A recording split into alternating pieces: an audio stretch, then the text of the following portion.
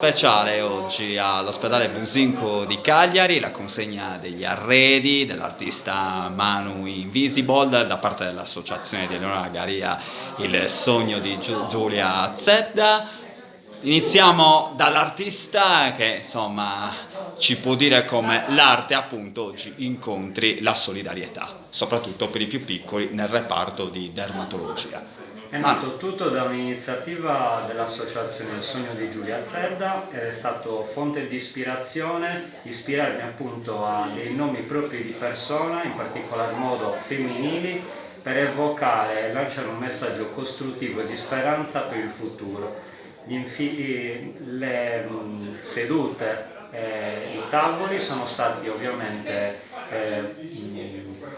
offerti dall'associazione che ha patrocinato l'iniziativa e che l'ha ideata. E allora, chi chiaramente ha patrocinato l'iniziativa, rappresentato da Eleonora Galia, insieme al dottor Giovanni Matteo Carcassi, ce l'ho fatta, azzeccato, e la dottoressa Francesca Manunza.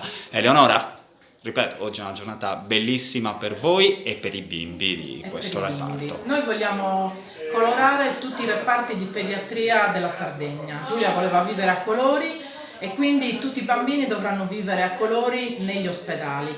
Un mese fa abbiamo consegnato a Nuoro, allo Zonchello, sempre nel reparto di dermatologia pediatrica.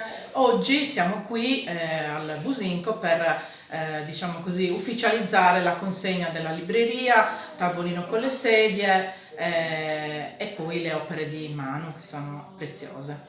Dottor Carcassi e dottoressa Manunza, quanto può aiutare l'arte e soprattutto un ambiente bello e colorato per la terapia?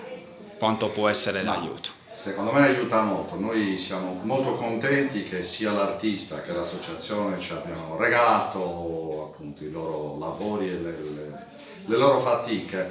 È un ambulatorio particolare al quale noi tenevamo fortemente, per cui la dottoressa Manunza ci ha raggiunto nell'estate del 2021, è un ambulatorio dermatologico perciò di secondo livello, i bambini vengono da noi, cerchiamo di curarli e avere perciò anche i tavolini, le sedie dove loro possono aspettare mentre vengono visitati dai colleghi è una cosa importante. Più riusciamo a creare un ambiente positivo e favorevole per i pazientini, meglio è per tutti.